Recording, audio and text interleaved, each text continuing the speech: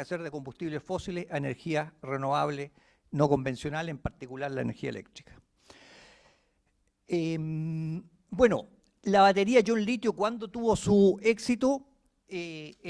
Básicamente el año 91, cuando Sony construyó la primera ya en forma clara, y el litio, esta es una batería, en términos conceptuales, es la batería tradicional, pero tanto el cátodo como el ánodo tiene un poco, el cátodo tiene litio, el ánodo también, y también el electrolito. Estas baterías, lo bueno que tienen es que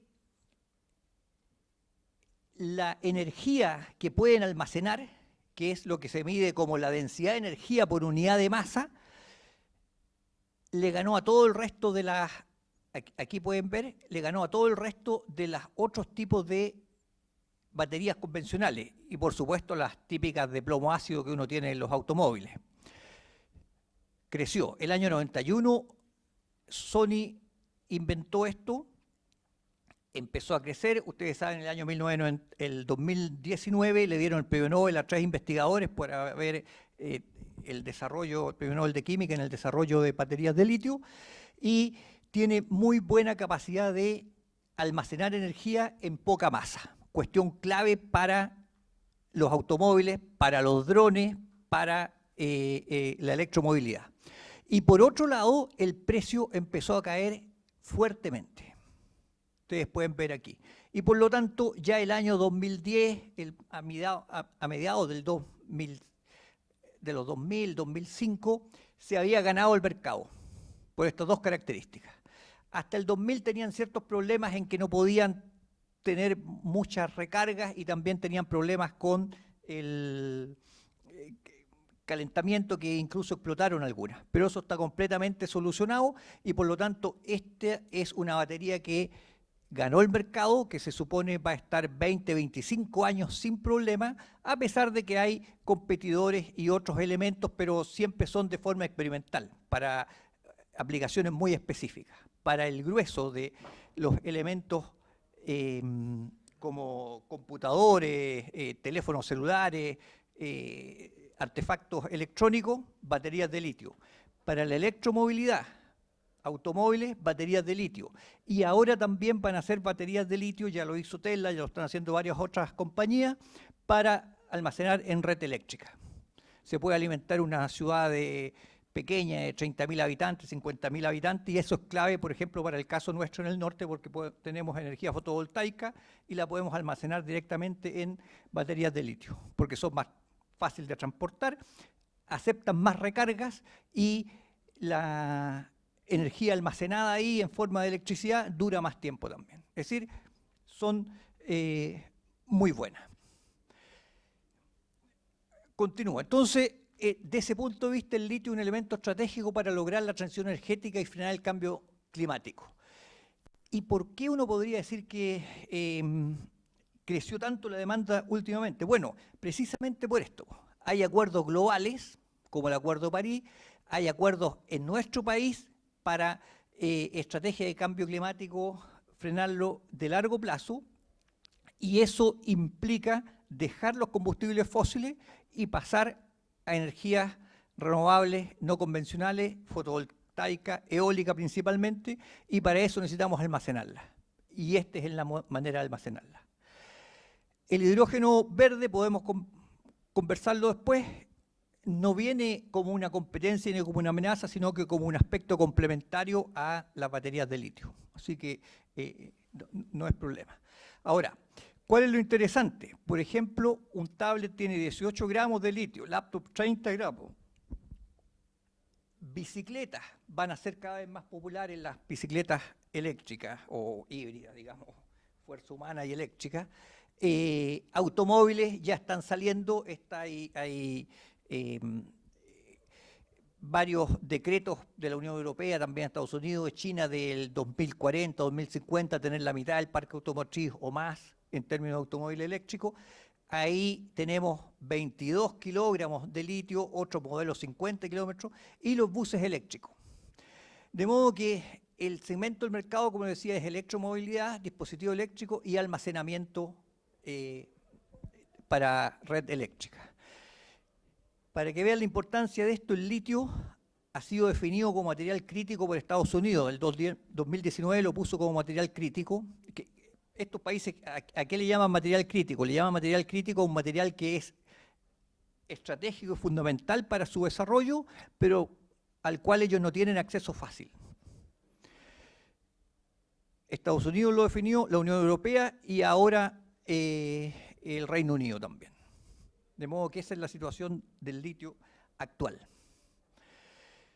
Entonces quiero dar un breve vistazo al litio en el mundo, quiénes lo producen, cómo lo producen, quiénes lo hacen manufactura de litio. El litio se encuentra de dos maneras básicamente en cómo se explota. Uno es en pegmatitas, el espodumeno, que es minería de roca, o sea, el litio en roca, que es como lo saca Australia, por ejemplo. Y todos estos otros rojos, ese, aquí un poco, Estados Unidos, un poco de Canadá, en este país de África. Y la otra forma en que el litio se encuentra es en la salmuera de salares. Esa es la forma como tenemos el litio en este, que es el triángulo del litio. Aquí tenemos el 65% de todas las reservas de litio del mundo, pegmatita, o sea, roca, y salares. Y este triángulo, Bolivia, Chile, Argentina, tiene el 85% de las reservas de litio en salmuera. O sea, esto es lo que algunos han llamado la Arabia Saudita del litio o el oro blanco que está en nuestra región. ¿De acuerdo? Los otros son Australia en roca, China, Estados Unidos, que siempre ha tenido, y los otros son menores países que tienen reservas. De estos tres países, el que tiene las mayores reservas es Bolivia, con el salar de Uyuni y otros salares, pero Bolivia no comercia litio, tiene también lo podemos discutir después y conversar, una estrategia propia de su desarrollo de litio. El segundo es Chile, en donde la mayoría del litio está en el salar de Atacama, y después viene Argentina. Ustedes han escuchado que México también ahora ha declarado el litio como de interés nacional. Tiene algún litio, pero menor que este que se presenta acá. Bien, el litio entonces hoy día se utiliza mayormente en la fabricación de baterías, también vidrio cerámico. Aquí está el uso hoy día, en baterías para electromovilidad, batería electrónica y almacenamiento energético.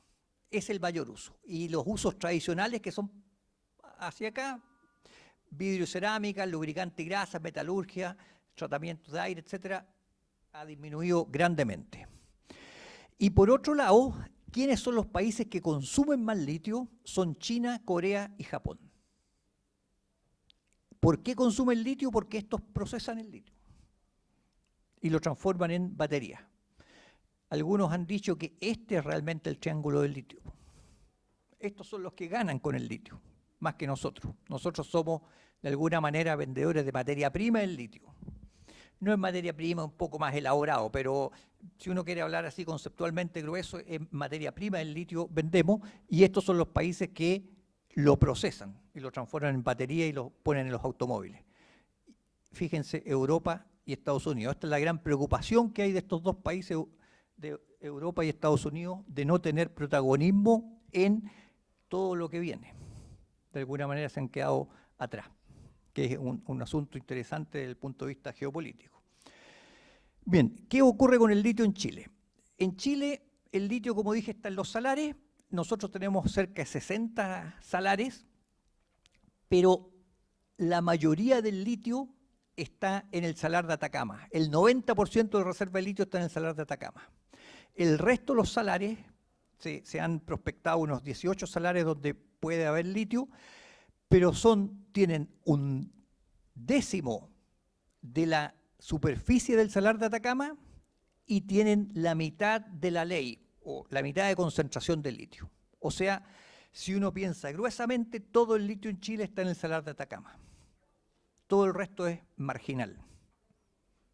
Y puede servir de forma experimental o pequeños proyectos o para pilotaje, etcétera, pero hoy día el litio está en el Salar de Atacama. Y en el Salar de Atacama explotan dos empresas privadas el litio, SQM, muy conocida, y Albemarle, que es una empresa norteamericana que es un gigante del litio. Entonces, esa es la forma en que está hoy día el litio en Chile. Esos salares están de la región de Atacama al norte, Copiapó al norte, ¿sí? ¿Cómo es la explotación del litio en salares? Bueno, básicamente se extraen están en pozos, están bajo la costra salina, puede ser 10 metros, 30 metros, 50 metros, pero por ejemplo en Salar de Atacama es providencial, están a 10 metros, a 5 metros aparece el litio. Y en el Salar de Atacama se ocupa este método de evaporación, pozas de evaporación, donde ustedes van poniendo aquí, el litio empieza con un 0,2-0,3% de concentración, y a medida que va pasando por pozas de decantación van sacando ustedes otros elementos, por ejemplo, halita o sal común, silvinita, bichofita, etcétera, hasta que llegan a la última poza, que son las más oscuras, donde el litio queda con una concentración entre 4 a 6%, de ahí lo toman camiones y se lo llevan a una planta de solventes químicos, que es, por ejemplo, en Antofagasta, en la planta La Negra o Salar del Carmen, de cada una de estas compañías. Este método, de alguna manera, es bastante, no quiero ser falto de respeto, pero no es muy sofisticado. Es el mismo método de las sales de Cahuil aquí, método antiquísimo. Este método en el resto de salares, por ejemplo los salares argentinos, no se puede ocupar, porque este método necesita mucha evaporación, mucha radiación solar. Y ahí están con métodos de extracción directa, que son los que son mucho más, podrían ser mucho más amigables también con los propios salares. Porque este método, ustedes pueden entender, bombean de abajo y todo esto lo evaporan. De alguna manera entonces el salar se va secando. Y los salares son sistemas dinámicos muy frágiles, porque tienen una cierta recarga, tienen también una descarga, tienen bolsones de agua dulce por los lados, es decir, es bien complejo un salar. Recién se están haciendo modelos hidrogeológicos de salares. Por lo tanto, esta minería es completamente diferente a la minería de roca. Y Chile va a tener que ajustar su legislación para poder hacer este tipo de minería, porque Chile lo que tiene es legislación para hacer minería de roca. Bien, una breve historia sobre el litio desde el punto de vista jurídico, digamos, y de la propiedad de las distintas empresas. El litio en Chile empezó con exploraciones del Estado. Esto es muy parecido a lo que dice Mariana Mazzucato sobre el iPhone, que Steve Jobs tomó muchos conocimientos que estaban ya en el Estado para hacer el iPhone y hacer las distintas cosas. Aquí también, estas empresas privadas que explotan litio tomaron todo el conocimiento de las partes más caras, que es la exploración primaria y la detección donde está el litio, del Estado, que fue el que desarrolló los proyectos primeros de exploración, Corfo, a través del Comité de Sales Mixtas. Y ahí es donde estaban los especialistas. Al terminar la dictadura, se dejó en manos de SQM, el yerno del hombre, y también se hizo un contrato con Albemarle. Aquí está. Esto es muy importante. En 1979, el litio fue declarado como mineral estratégico e inconcesible. Esto porque en el grupo legislativo, donde estaba Merino y otros marinos, ellos pidieron que sea declarado como mineral estratégico por su importancia nuclear. Y por eso en Chile es un material no concesible, completamente diferente a todo el resto de los minerales. Bueno, se hicieron convenios básicos el año 80 con una empresa llamada Sociedad Chilena del Litio, que después fue Rockwood, después fue Albemarle, pero nunca fue chilena, siempre fue alemana y ahora norteamericana. y se hizo también un proyecto inicial con SQM, pero junto con Corfo. Las operaciones de Albemarle empezaron en el 84 y las de SQM el 97. Y de ahí han estado operando, sacando litio, mejorando sus procesos, etcétera. No ha pasado nada extraordinario, el litio fue prácticamente dejado por la libre, o sea, se arrendaron esas pertenencias que eran de Corfo y nadie más se preocupó de nada. El 2012 hubo un proceso de licitación con Piñera 1 que no resultó y está incluso imputado, salió el subsecretario Wagner.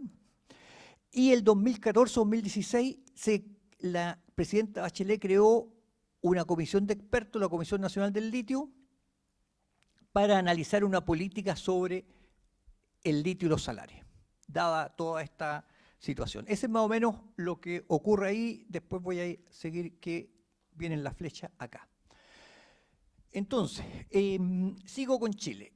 Casi el 80% del litio de Chile, que es carbonato de litio, lo que se produce, va a estos tres países que son los mismos que veíamos antes.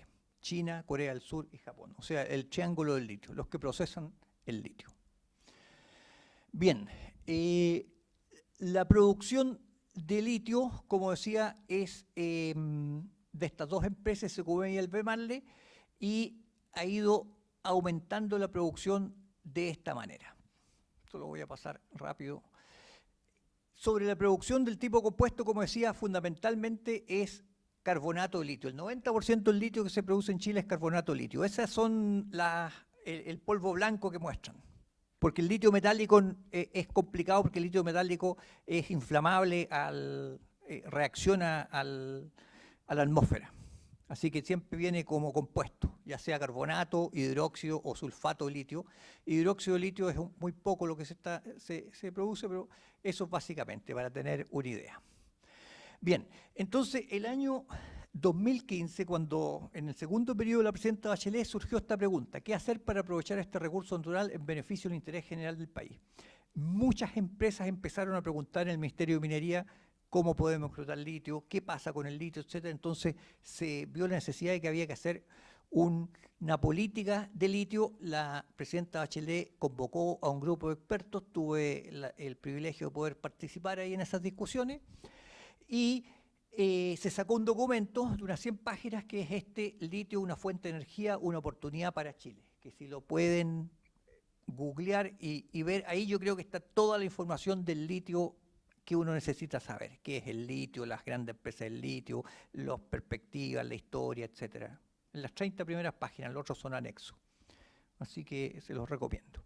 ¿Y qué fue lo que se determinó ahí? Bueno, que el litio había sido abandonado por el Estado. O sea, hay un desconocimiento del comportamiento de los salarios, de la situación de las comunidades, de la sustentabilidad, una falta de regulación y control, una ausencia de política pública, no había captura de la renta y una escasa generación de valor. ¿Qué recomendó la comisión? Esta comisión actuó por unanimidad, muy diferente a la comisión de AFP o de otras que hubo, completamente por unanimidad, y les voy a decir que estaba gente de muy distintas sensibilidades políticas. Por ejemplo, desde Samuel Lira, que fue ministro de Pinochet de Minería. Por el otro lado podríamos poner, no sé a quién, a Manuel Riesco, que tiene un economista que tiene no esa visión. Pero todo esto fue por unanimidad. Y se recomendó mantener el litio como material estratégico. Ahora no por la situación nuclear, sino que porque era una minería muy diferente de la minería metálica. Y mientras no haya una legislación al respecto, era mejor mantenerlo no concesible. O si no, cualquiera de estos privados podía secar un salar o alguna otra acción. Se dijo que tenía que haber una gobernanza integrada de los salares, es decir, los salares dejar de verlos como elementos aislados y poder ver cómo se adecúa una legislación para trabajar sobre los salares y investigar qué son los salares. Que el auténtico dueño de esta riqueza sea el Estado, y para eso la creación de una empresa pública de salares que incorpore valor agregado, aguas arriba y aguas abajo, o sea, mejorar el método de extracción, pero también no terminar en carbonato de litio, sino que ensayar en elementos de manufactura de litio.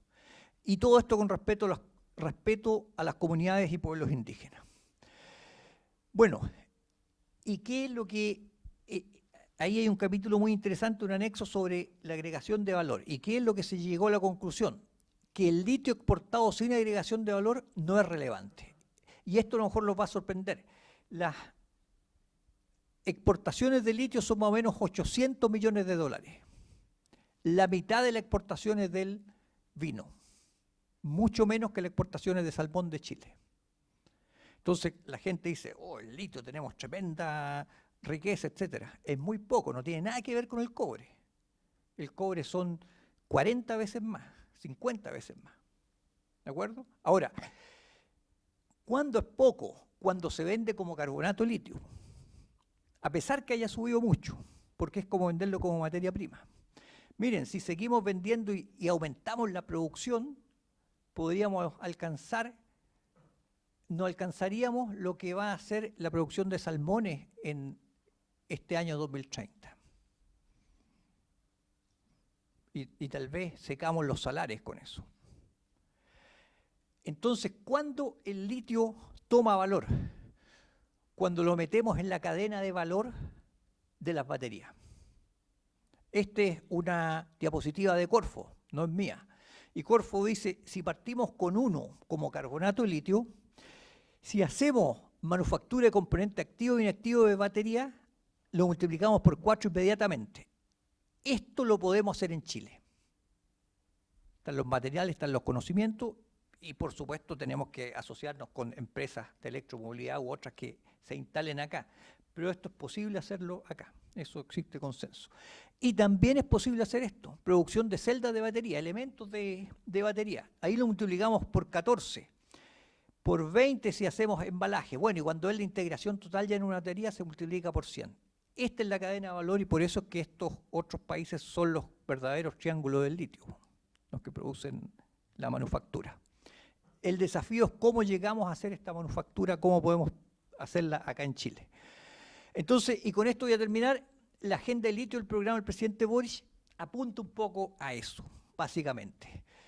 Este es el programa. Entre las 53 medidas dice: promoveremos la creación de una empresa nacional de litio que desarrolle una nueva industria nacional de este recurso estratégico con protagonismo en las comunidades y agregando valor a la producción. En su cuenta pública hoy día reafirmó eso el presidente.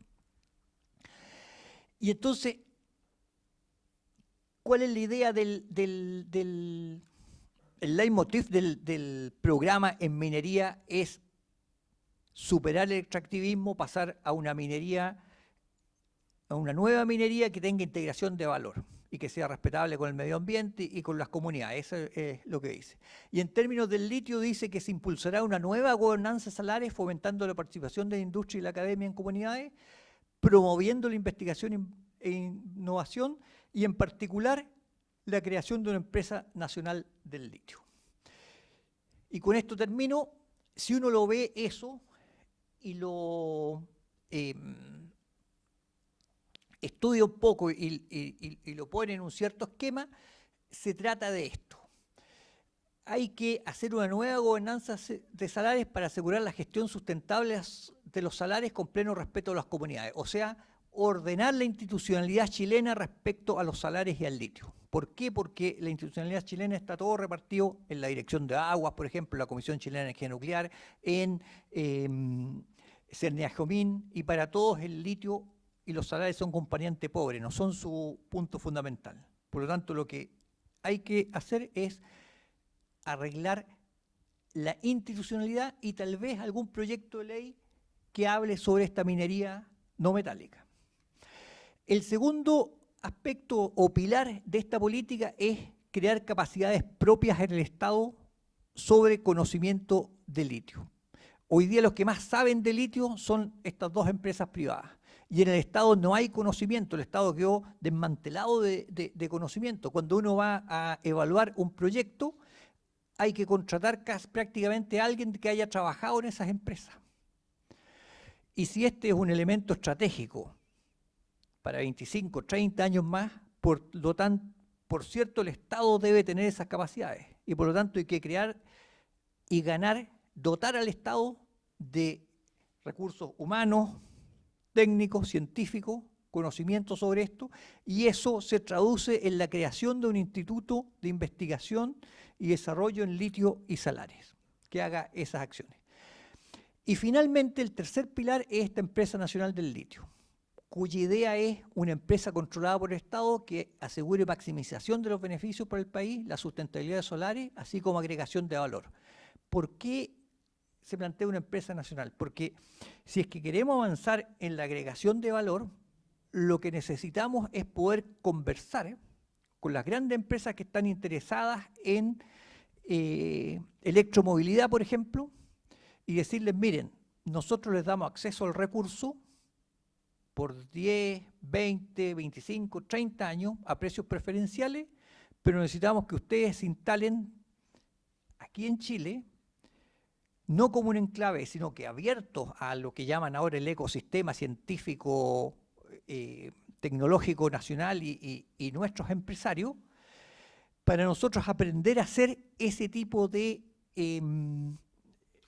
tecnología en largo plazo, y para eso, las espaldas, quien tiene espaldas para eso es el Estado. Esa es la idea de la empresa nacional del litio. Ese teléfono, no sé qué eres, parece que es tuyo. Ya, y con eso entonces termino, justo con la música, para que podamos conversar al respecto. Eso es lo que quería presentar y podemos, voy a dejarla en esta, y estoy disponible para comentarios, preguntas o opiniones. Brindarle un caluroso aplauso al doctor Gutiérrez por esa magistral presentación que nos hizo acerca del litio.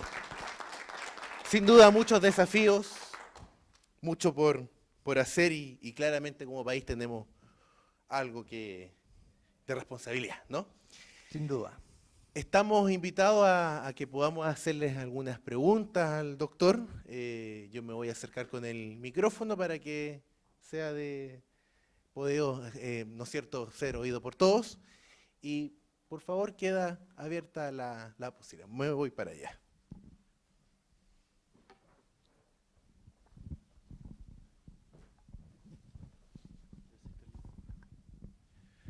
Primero que todo, muchas gracias, Gonzalo, muy interesante tu charla. La verdad que también me tocó oír el día de hoy el mensaje del presidente Boric respecto a este tema. Y justamente él emplaza la creación de la Empresa Nacional del Litio. A tus ojos, como experto en el tema, ¿cómo ves la maximización de los beneficios? Entendiendo que esta ley económica de los ingresos marginales igual a los costos marginales tiene que hacerse de una forma tal que realmente permita que esta Empresa Nacional del Litio como Estado supere el accionar de los privados. En tu mirada, ¿esto es posible y en cuánto tiempo crees que se puede hacer? Sí, mira, bueno, gracias primero por tus palabras. Sobre la Empresa Nacional del Litio hay varios diseños. Yo no quisiera aquí adelantar porque yo precisamente ahora estoy ahí en el ministerio y no quiero adelantarme a eso. Pero hay varios diseños de cómo implementar la Empresa Nacional del Litio. La idea principal o una idea es precisamente que sea una empresa con integración vertical, o sea que haga exploración, explotación y manufactura. Y que sea una empresa que pueda tener asociaciones público-privadas. O sea, es una empresa controlada por el Estado, pero ciertamente en cualquiera de esas tres fases puede tener asociaciones con privados. Así que de ese punto de vista creo yo que el problema de superar lo que hacen los privados a obra u otra cosa no va a ser un tema, porque vamos a estar asociados con los que más saben del tema. Eso es la primera cosa. Eso es interesante, por ejemplo, no sé si será mejor o peor, pero sí es diferente a la estrategia, por ejemplo, que ha tomado Bolivia. Aprovecho de decirlo. Bolivia tomó una estrategia en que La exploración y la explotación está reservada completamente al Estado. Y ellos han permitido que para la parte de manufactura pueda asociarse con privados. Algunos expertos han dicho que precisamente esta situación de que hayan tomado la explotación y la exploración solo para Bolivia les ha llevado mucho tiempo en eso, porque no tenían la expertise o no tenían los capitales. Esas son opiniones que hay. Ese caso no se daría en Chile. Nosotros estamos abiertos a eso, pero sí controlado por el Estado en términos de poder llevar a cabo negociaciones con empresas a las cuales hay que darle cierta certeza jurídica, y esa certeza jurídica se las puede dar un Estado con espalda grande en que le asegura que va a poder tener acceso a ese recurso por un largo tiempo. Entonces esa es un poco la filosofía.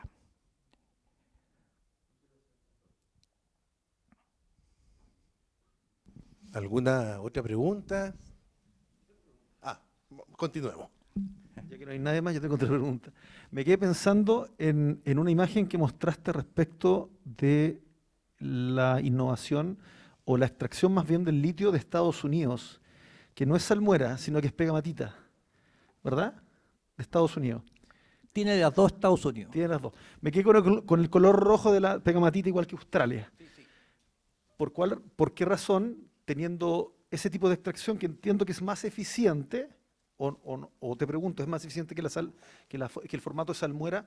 ¿Por qué Estados Unidos lo reconoce, obviamente estratégico, pero no así, al parecer, aprovecha esa ventaja comparativa que tiene con otros países? Sí, mira, el primer punto, en términos económicos no es más eficiente la de pegmatita, es mucho más cara, porque es como la minería, lo que decía yo, que no quiero minimizar la minería de salmuera, pero no tiene la complejidad de la minería de roca. Tampoco, no tiene nada que ver lo que hacen allí SQM y Albemarle con lo que hace Codelco, con lo que hace las empresas de cobre, ¿sí? Sí tiene una parte muy sofisticada de los químicos que hacen ellos, o sea, se saca el carbonato litio y venden como carbonato litio tipo batería, grado A, grado B, y eso hay que reconocer, ese es un trabajo más elaborado. Pero las ganancias, lo que marginan estas dos empresas ahí es muchísimo, es mucho más barato que Australia, eso es lo primero. Lo segundo, Estados Unidos paró la producción de litio hace un tiempo. Cuando ya tenía mucho litio en stock, ellos sacaron primero de los salar, el salar de Nevada, litio. Tienen también en California minas de pegmatita. Bueno, como sabemos, Estados Unidos tiene de todo. Pero la pararon hace un tiempo, hace años atrás.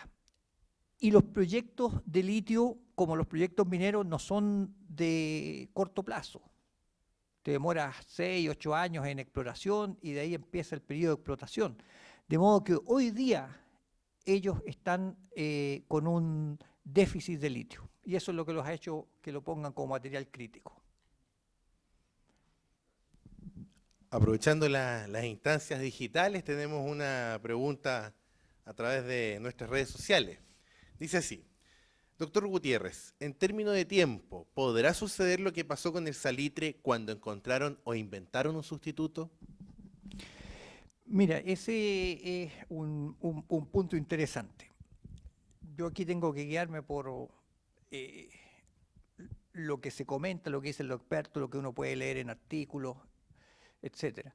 El caso del litio, por lo menos en 20, 25 años, va a seguir estando en las baterías, porque el desarrollo que han hecho las empresas, Sony y todo el resto de empresas que después empezó, en el desarrollo de baterías, la economía de escala que tienen, las plantas que tienen, augura que no va a ser rápido el cambio. Y los desarrollos que ha habido con otros elementos que no sean litio o otro tipo incluso de baterías de litio, no es tan rápido para que se gane el mercado. O sea, la eficiencia que tiene la batería de litio hoy en términos de lo que almacena de electricidad por unidad de masa y el precio que tiene es prácticamente imbatible. De modo que seguro va a seguir 20, 25 años más, 30 años más. Ahora, que esto vaya a ser siempre, no, porque en ciencia de materiales se divide en dos grupos grandes los materiales funcionales y los materiales estructurales. Esta idea del cobre que decía José Piñera, que hay que vender cobre porque el cobre lo van a reemplazar, eso es lo que históricamente se ve que es completamente falso. El cobre es un material estructural y mientras haya humanidad se necesita construir con cobre, como el hierro, no va a ser reemplazado. Ahora, los materiales funcionales que son para tipo silicio, germanio, litio, siempre van a encontrar nuevos métodos y nuevas formas de almacenar energía que no conocemos hasta ahora, o si es que se encuentran nuevas formas de producción de energía, o si el hidrógeno se hace muy barato, el hidrógeno verde u otro alternativo, claro, ahí podría cambiar, pero no en el corto plazo, digo, no en 25, 30 años. Así que creo yo que ese es el punto en que hay muchos artículos al respecto y que son bastante sólidos. Entre paréntesis, esto más o menos se decía en los años 80. Yo los desafío que busquen la revista Creces, algunos se acordarán, los más viejos que existían en papel, pero ahora está www.creces.cl y pongan ahí litio. Y hay como 3 artículos de los años 80 que yo creo que son pero absolutamente notables en la predicción que hacen, en que Chile debería meterse en el litio porque las baterías de litio son las que van a dominar el futuro, decían, los años 90, claro. Uno de ellos era un ingeniero que venía llegando del MIT, que vio todos estos desarrollos en laboratorio. Entonces, ahí hay una cuestión bastante clara, que ya se tenía claridad de que esto venía. Esto no lo vimos venir, algunos pueden decir a lo mejor, pero era tener voluntad de leer un poco y darse cuenta que el litio iba a estar importante. Tenemos bastante participación en las redes sociales. Antes de darle el pase a usted, caballero, quiero leer otra pregunta. Desde Illapel, el señor Héctor Zúñiga nos dice la siguiente pregunta. Respecto a la experiencia, doctor, en física, ¿se han realizado estudios referentes a los años de vigencia en la explotación del litio en comparación a lo que se ha expuesto del cobre?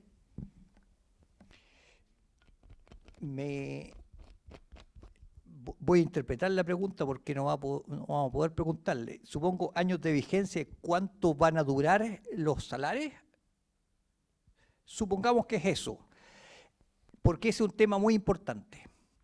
Se habla de explotación sustentable de salares. Y en los salares hay un atraso muy grande respecto de saber qué significa este concepto de explotación sustentable. ¿Cuánto es la cuota de extracción que debería dársele para un determinado salar? Supongamos el propio salar de Atacama o Maricunga o Pedernales u otro. ¿Cuánto flujo deberían bombear por día? ¿Cuánto al año? Eso, para saber eso habría que hacer un modelo hidrogeológico, conceptual y numérico. En eso estamos muy atrasados. Y hay que decirlo aquí, los permisos que se han dado son permisos sin esa base científica precisa. Por lo tanto, la pregunta es muy atingente.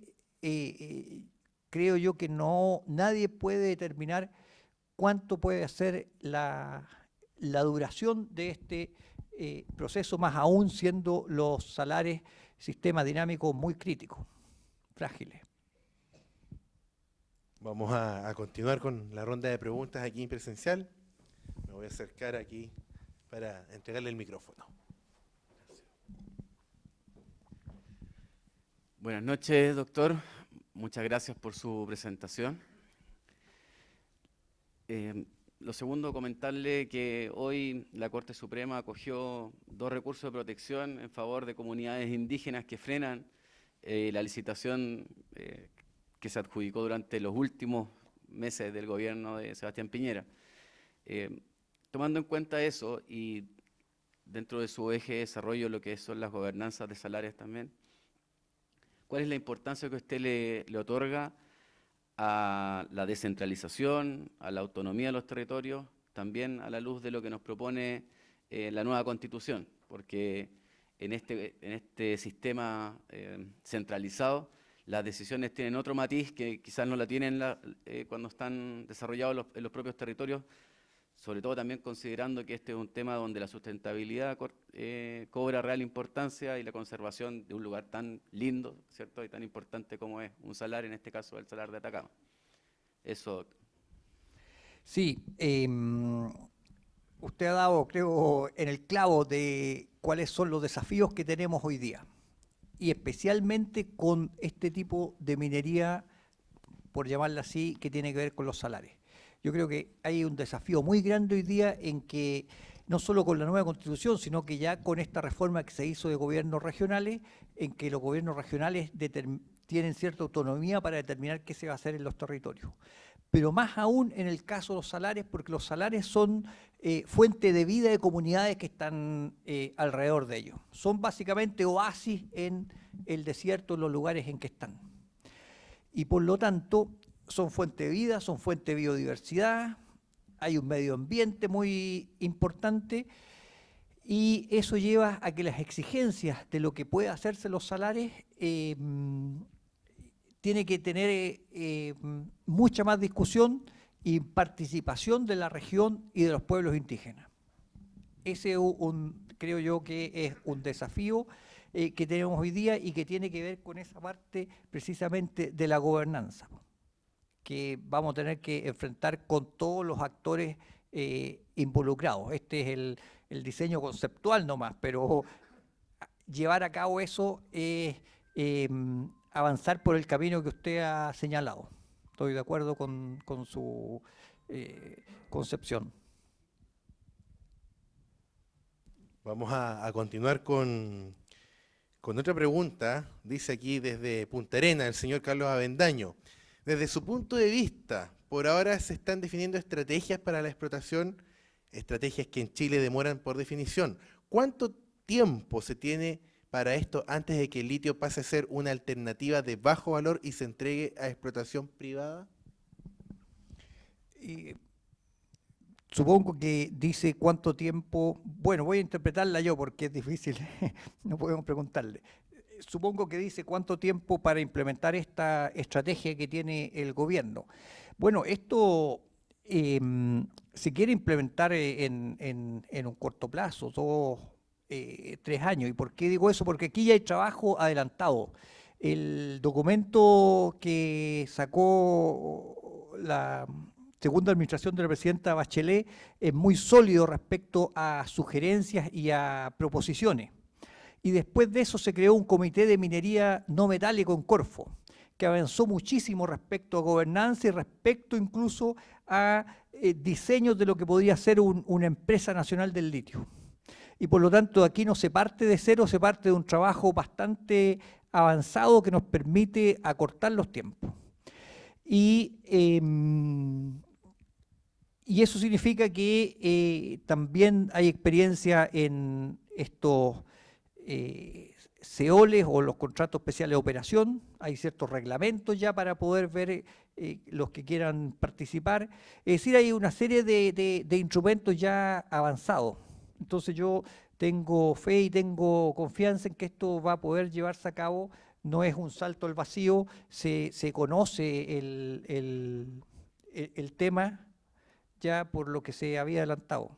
Así que creo yo que es eso, es antes de 4 años, ciertamente.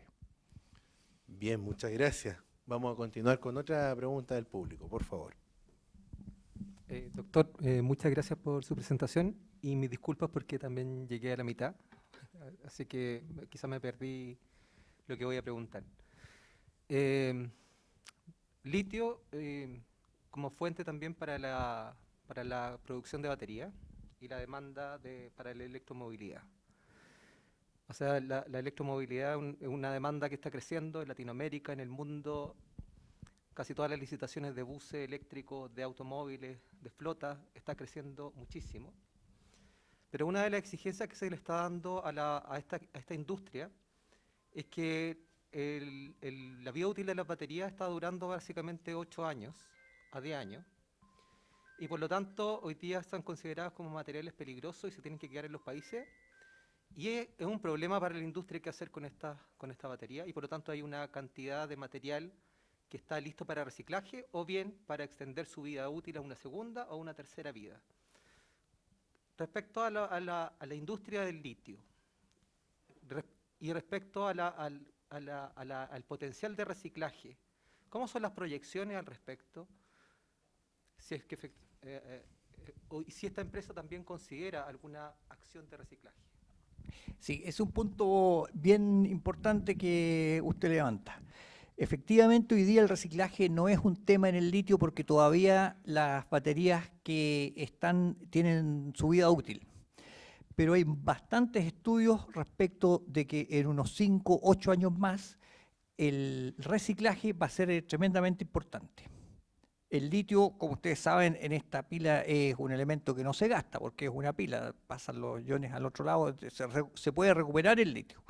Y por lo tanto hay ciertos diseños de batería en que hagan más fácil la recuperación del litio. O sea, hacer pilas con la visión del reciclaje. Esa es una visión. Y se supone que va a haber un cierto modelo de negocios y ciertas empresas que empiecen y que estén en el reciclaje. Y por lo tanto, incluso algunos dicen que la demanda de litio fresco disminuiría en un cierto porcentaje. Mi opinión personal es que estoy de acuerdo con eso. O sea, va a disminuir la demanda de litio fresco debido al reciclaje, pero por otro lado, la demanda de litio en términos de la necesidad de baterías está creciendo. Eso no va a disminuir porque esta idea de las energías renovables no convencionales, incluso si hay energía de fusión nuclear, porque prácticamente toda la energía hoy día va a generar energía eléctrica. Y la energía eléctrica es fantástica porque es muy fácil transportarla. El único problema es que es difícil almacenarla.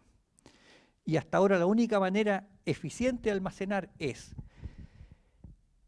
en baterías, o la otra alternativa es en hidrógeno verde. Ustedes saben en lo que consiste el hidrógeno verde, es hacer electrólisis de agua, guardarse ese hidrógeno se supone se puede transportar porque es más liviano, uno lo lleva a distintos lados y cuando quiere producir electricidad de nuevo, lo junta con oxígeno y produce agua y electricidad.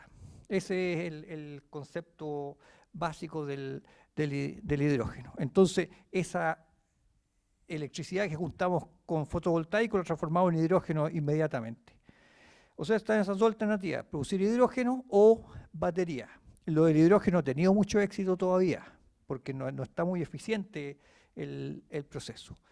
Pero son básicamente esos dos. Y los otros son medios mecánicos de subir agua y después dejarla caer nuevamente con esa misma electricidad, o esta idea de sales fundidas u otros materiales en que uno pueda pasar, lo pone en líquido y después cae a sólido y ahí generan calor.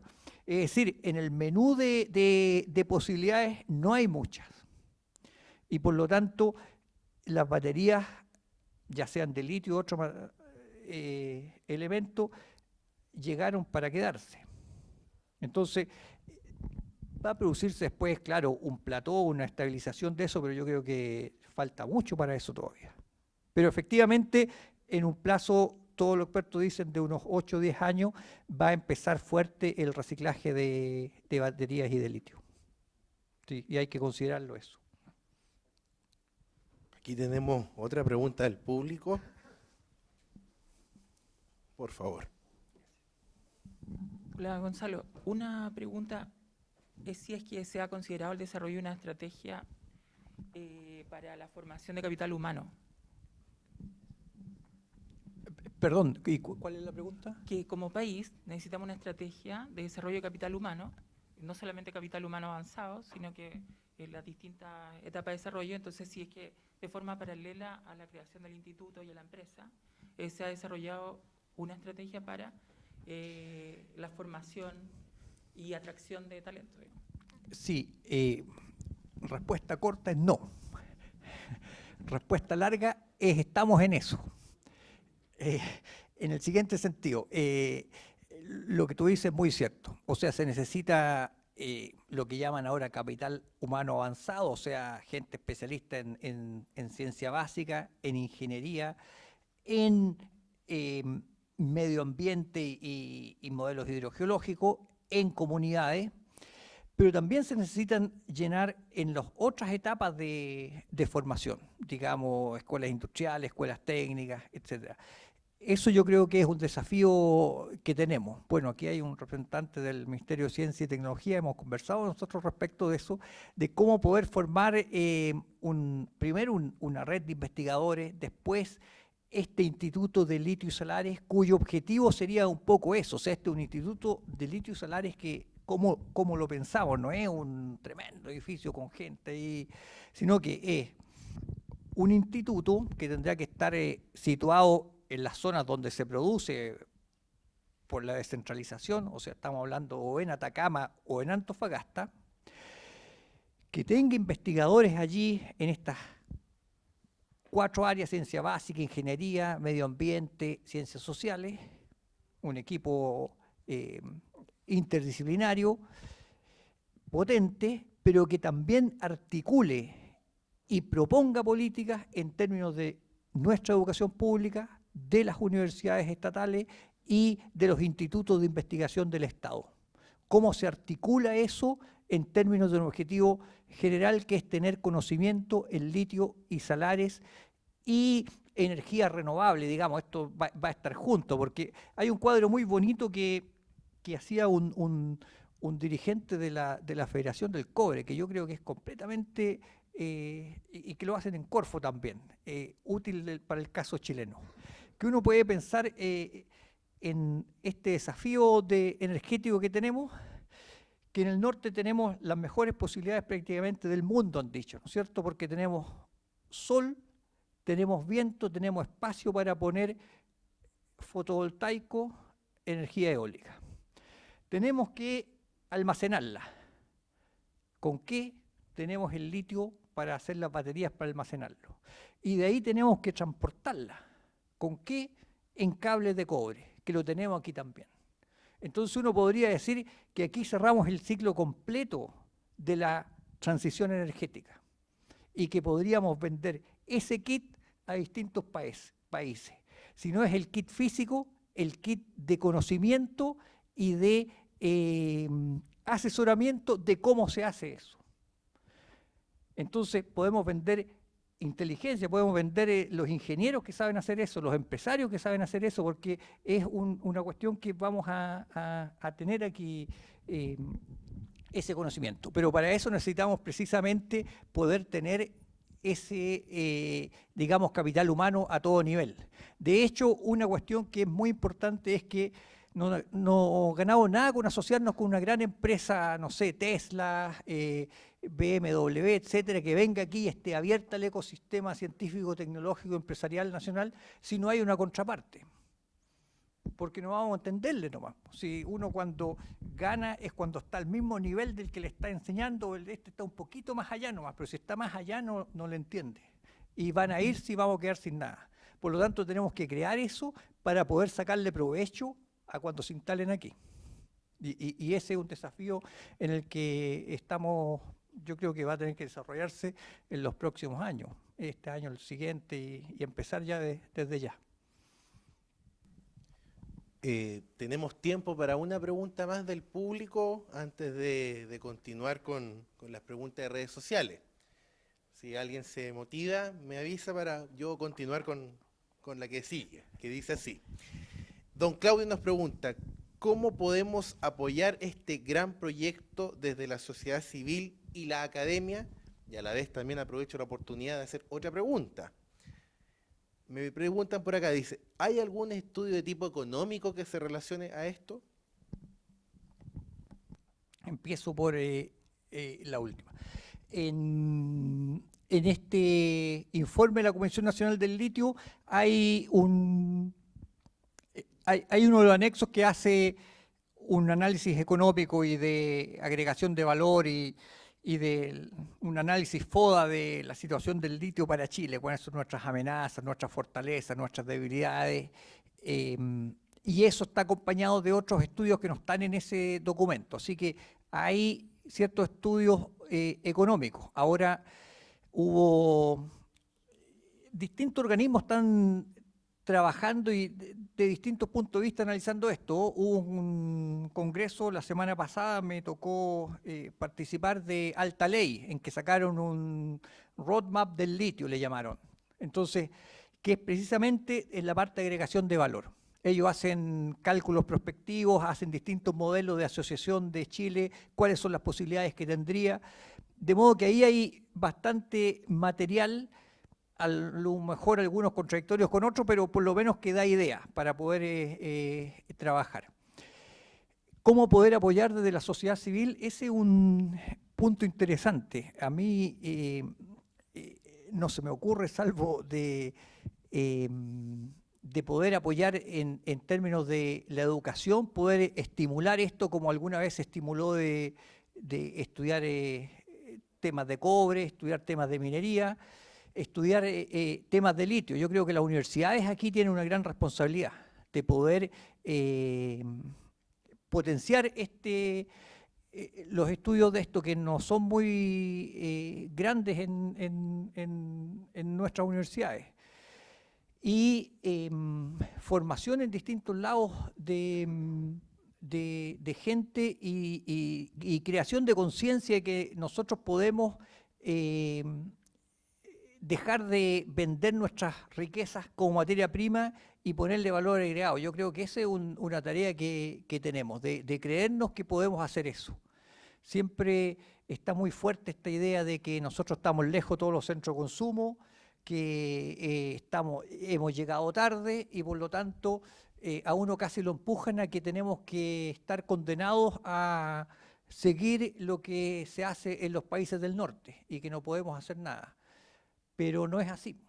Gente en literatura ha mostrado que no, si no, no estaría ni Gabriela Mistral ni Neruda. Gente en ciencia ha mostrado que no, porque hay grandes avances y descubrimientos de ciencia aquí. Gente en ingeniería ahora, gente en empresarios, por eso son interesantes estos empresarios que han salido, emprendedores de aquí, que han puesto el nombre de Chile y sus empresas en el mundo. O sea, yo creo que podemos hacer. Y en el litio tenemos una gran oportunidad. Y por lo tanto, esa creación de conciencia yo creo que la sociedad civil puede contribuir a diseminarla. Faltó la primera pregunta que decía de relación con desde la sociedad civil. Creo eso yo, que el apoyo que se puede dar es el de poder dar a conocer un poco lo que se está haciendo en el litio, querer conocer qué es el litio, eso es lo que me imagino. Que me disculpe por mi poca imaginación. No se preocupe. Estoy doctor. desprovisto de ideas, pero No, está bien. eso es lo que podría decir al respecto. Y vamos a leer la última pregunta de redes sociales, por si alguien aprovecha la oportunidad, ¿no es cierto?, de querer preguntar por última vez aquí en el salón. Dice así, Magdalena Agüero nos pregunta, ¿se puede referir a los efectos ambientales que traería una mayor explotación de litio y su manejo? Muchas gracias por la exposición, muy atingente a la presentación del presidente Boric el día de hoy. Sí, yo creo que los peligros o los impactos ambientales son casi evidentes en el caso de los salares. Una explotación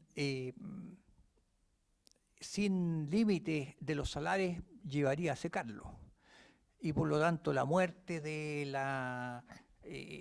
del medio ambiente que está ahí, la falta de agua que escurre por los salares, Yo creo que esos son peligros más o menos evidentes. En el caso del Salar de Atacama hay una crisis hídrica que se ha visto también. Es decir, creo que es bueno eso insistir, que los salares son sistemas dinámicos muy frágiles. Y por lo tanto, si es que en la minería tradicional es delicado todo el tratamiento de aguas, los relaves, etcétera, aquí es mucho más delicado el equilibrio. Así que aquellos que dicen que hay impactos, efectivamente. Ahora, el desafío es cómo minimizar esos impactos, y hay nuevas formas de explotación y nuevas formas de extracción de litio, unos que se llaman extracción directa, que minimizan esos impactos. Eso es lo que deberíamos nosotros, a lo que deberíamos transitar acá en Chile.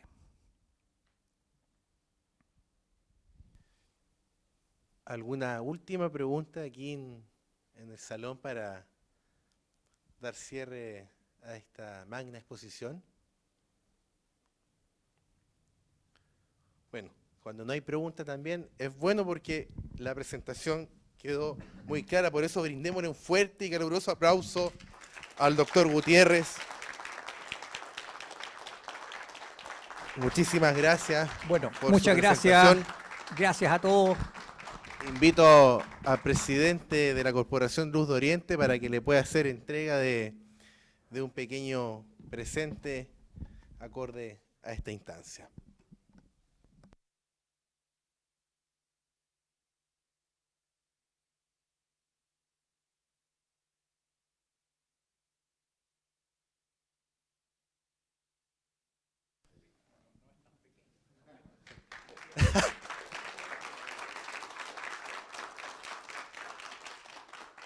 Muchas gracias nuevamente, doctor.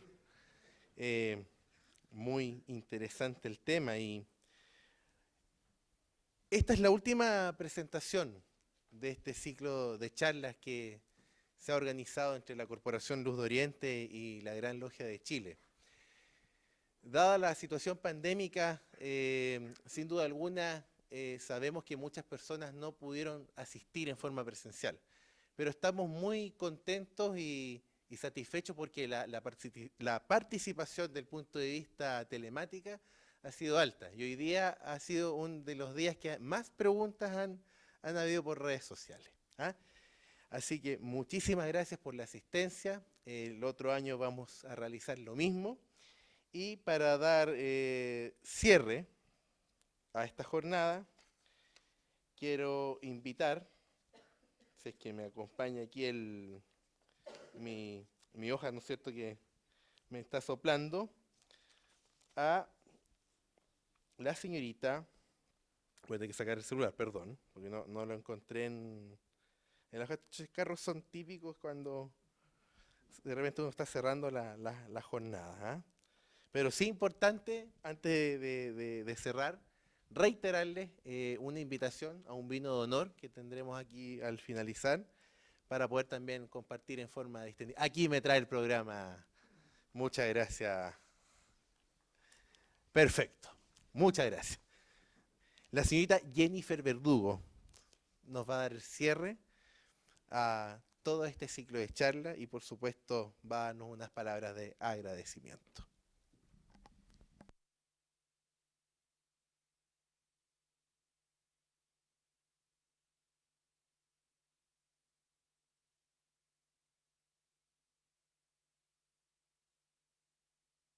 Bueno, agradecemos su asistencia a todo el equipo de trabajo de la Logia Luz de Oriente, a Gonzalo Gutiérrez, a Rafaela Retamal, a Gabriel León y a Ariel Norambuena, que son los científicos a los que convocó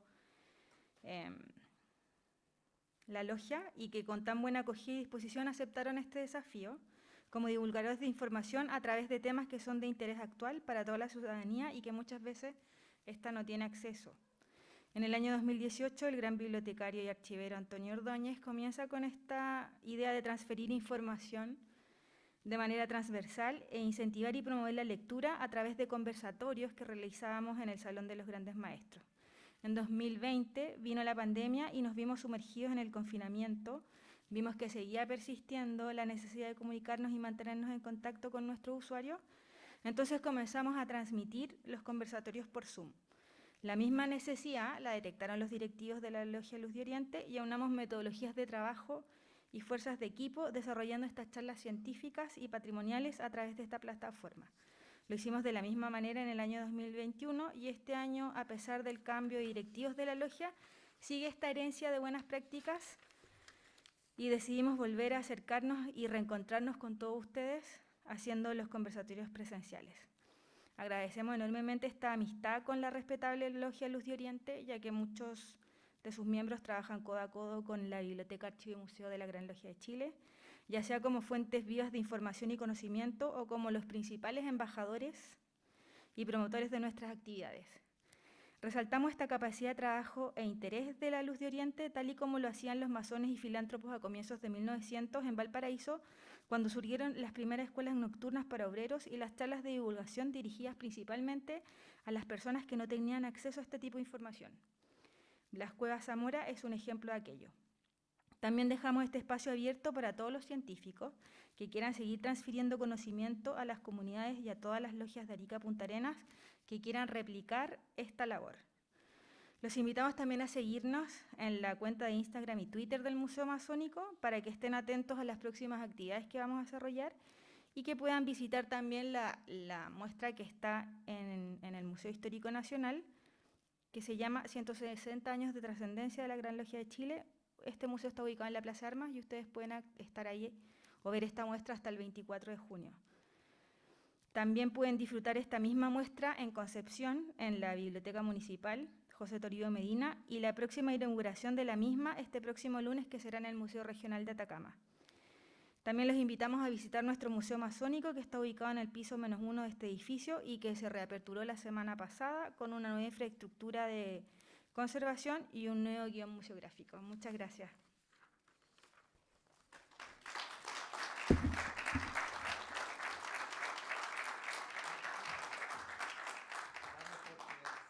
Damos por finalizada esta instancia. Agradecemos enormemente vuestra presencia que realzó esta actividad y, por supuesto, quedan todos y todas invitados al vino de honor. Muchas gracias, buenas noches.